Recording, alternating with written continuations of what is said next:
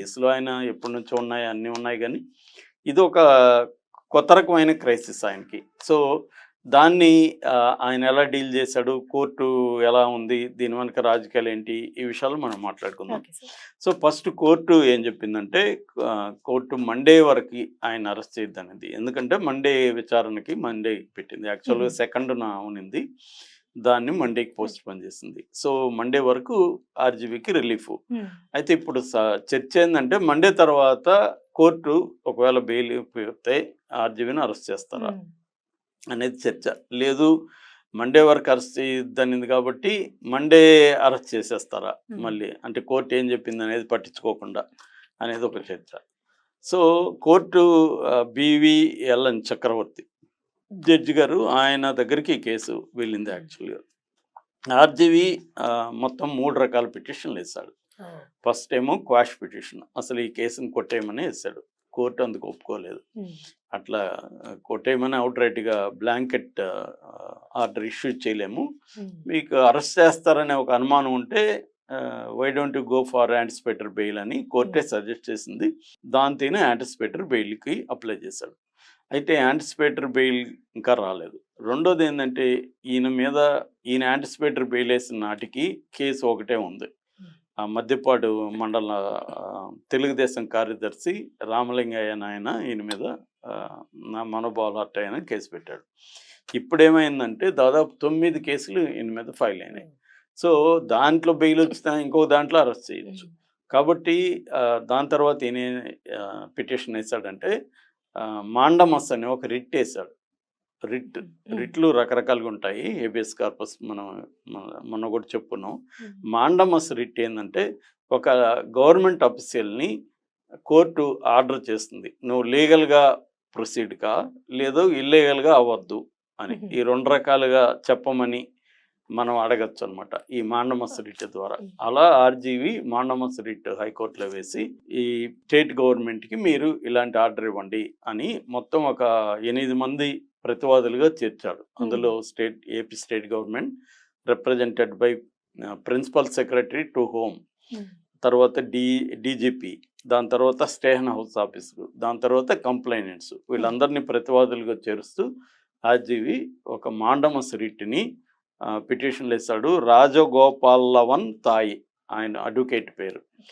So, ఆయన ద్వారా advocate ద్వారా ఆయన కోర్టులో వేస్తే కోర్టు ఇప్పుడు వాళ్ళందరికీ నోటీసులు ఇచ్చింది. అంటే ఆయన కోర్టులో ఏం వేశాడు అంటే ఈ రిట్ లో ఏం చెప్పాడు అంటే, ఇట్లా నేను పెట్టిందేమో ఎప్పుడో 1 year బ్యాక్ పెట్టిన పోస్టులు, ఆ పోస్టులు ఒకరేమో హర్ట్ అయ్యారని పెట్టారు, ఎంతమంది హర్ట్ అవుతారు, ఎంతమంది హర్ట్ అయితే ఎన్ని ఎఫ్ఐఆర్లు పెడతారు, ఇలా ఒకే కేసులో ఎక్కువ ఎఫ్ఐఆర్లు పెట్టకూడదని సుప్రీంకోర్టు జడ్జిమెంట్స్ చాలా ఉన్నాయి. సో, కాబట్టి ఒక కేసులో ఒక ఎఫ్ఐఆర్ అంటే ఓకే, ఎక్కువ ఎఫ్ఐఆర్లు ఇంకా పెట్టద్దని, ఈ ఎఫ్ఐఆర్లను కూడా తీసుకోవద్దని మీరు స్టేట్ గవర్నమెంట్ని ఆదేశించండి అని మాండమస్లో అడిగారు. సో, ఇప్పుడు జనరల్గానే కోర్టు ఏం చేస్తుంది, వీళ్ళందరికీ నోటీసులు కౌంటర్ అయ్యమని, వాళ్ళు ఇప్పుడు సమాధానం చెప్పాలా ఈయన అభియోగాలకి స్టేట్ గవర్నమెంట్ సమాధానం చెప్పాలి, హోంశాఖ సమాధానం చెప్పాలి.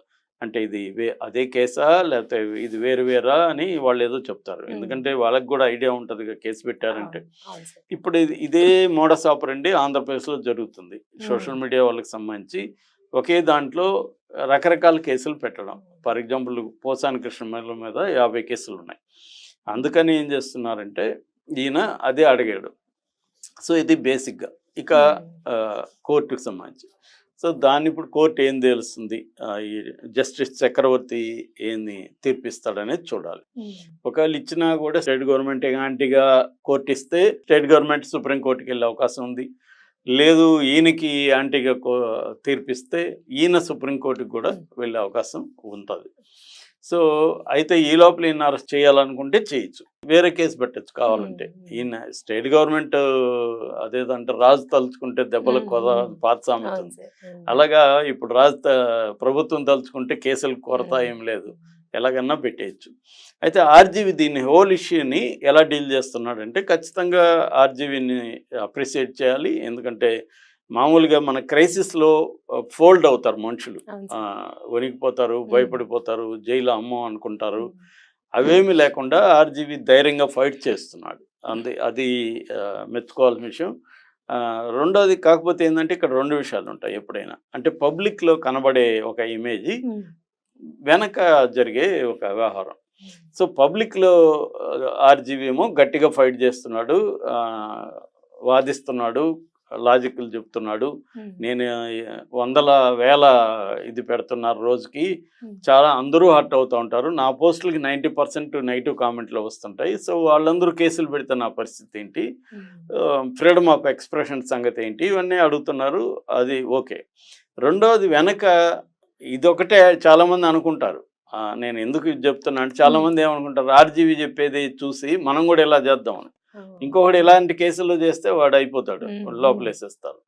ఆర్జీవి ఏం చేస్తున్నాడంటే బయట ఇవన్నీ చేస్తూ లోపల అంటే ఇన్సైడ్ లాబింగ్ కూడా చేస్తున్నాడు. తనకి పెద్ద సర్కిల్ ఉంది, సాక్షాత్ ఇక్కడ సీఎం ఆయన ఫ్రెండ్, అక్కడ చాలామంది లగడపాటి రాజగోపాల్ క్లాస్మేటు, ఇలాగా చాలామంది ఆయనకి సర్కిల్ ఉన్నారు. కాబట్టి వీళ్ళ ద్వారా ఆయన గవర్నమెంట్ అంటే ఏంటి, ఈయన మీద ఎవరు కేసులు పెట్టారు ఆయన చెప్పట్లేదు అది కూడా. కానీ లోకేష్, పవన్ కళ్యాణ్, చంద్రబాబు ముగ్గురు, ఇందులో లోకేష్, పవన్ కళ్యాణ్ గట్టిగా ఈయన పట్ల అట్టయ్యారు. కాబట్టి వాళ్ళ అనుమతి లేకుండా ఈయన ఏదో అంటున్నాడు కానీ ఊరికే మధ్య మెడ్ వాళ్ళు పెట్టారు. మెడ్ వాళ్ళకి ఎందుకు పెడతారు, పెట్టినా వాళ్ళకి తెలియకుండా ఏముండదు.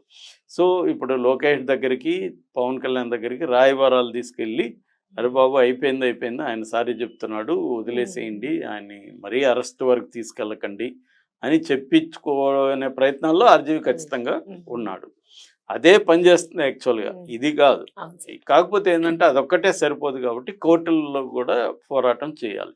అంటే మల్టిపుల్గా ఆయన పోరాటం, ఎవరైనా కూడా ఇప్పుడు మనకి ఏదో ఒక యాక్సిడెంట్ అయింది, ఒక ఇబ్బంది అయింది, మనం ఏం చేస్తాం, పోలీస్ స్టేషన్కి వెళ్తాము, కోర్టుకి వెళ్తాము, మళ్ళీ మనకు తెలిసిన సిఐఓ, ఎస్ఐఓ, ఇంకొక పొలిటీషియన్ పట్టుకొని చెప్పి చంద్రబాబు అని మనం ట్రై చేస్తాం. ఎవరైనా ఎనీ హ్యూమన్ బీయింగ్ ఇదే చేస్తాడు, ఆర్జీవి కూడా అదే చేస్తున్నాడు. కాకపోతే అది చేస్తున్నట్టు చాలా మంది తెలియదు కాబట్టి చెప్తున్నాను. ఆర్జీవి ఇదేం తప్పు కాదు. ఎవరైనా తన మీద కేసు వచ్చినప్పుడు ఏం చేస్తారు, దాని నుంచి ఎలా బయటపడాలనేది ఆలోచిస్తారు. లీగల్ కోర్సు, పబ్లిక్ డిస్కోర్సు, బ్యాక్ ఎండ్లో లాబింగ్, ఈ మూడు పద్ధతుల్లో ఆర్జీవి ఫైట్ చేస్తున్నాడు. సో అది అప్రిషియేట్ చేయాల్సిందే. అంతే, ఆయన సరెండర్ అయిపోయి చేతులెత్తేసి భయపడలేదు. కాకపోతే ఇండైరెక్ట్గా ఆయన సారీ చెప్పి ఉండొచ్చు, అదేదో నేను పెట్టాను అయిపోయింది వదిలేసేయండి అని చెప్పొచ్చు. అంటే వాళ్ళ అహాన్ని అలా చల్లార్చాలి. ఈగో దెబ్బతినింది కదా. అంటే లోకేష్ వీళ్ళకందరికి ఇమేజ్, లోకేష్కి కానీ పవన్ కళ్యాణ్కి, చంద్రబాబు అంటే ఇవన్నీ పెద్దగా అంత పట్టించుకుంటాడు నేను అనుకోవట్లేదు. కానీ లోకేష్ వీళ్ళు యూత్, ఇతను వచ్చి మనం ఎంత మాట్లాడితే మా పవర్ ఉండి కూడా ఇప్పుడు మనం ఉంటే రేపొద్దున ఇంకా రెచ్చిపోతారు కదా, ఒక గుణపాఠం ఇతనికి నేర్పిస్తే ఇది అందరూ కూడా సైలెంట్ అవుతారని వాళ్ళు అనుకునే అవకాశం ఉంది. ఇది తప్ప ఇది లీగల్గా ఇది ఏమీ నిలిచే కేసులు కావు ఇవన్నీ కూడా, లీగల్ పాయింట్ ఆఫ్ వ్యూలో.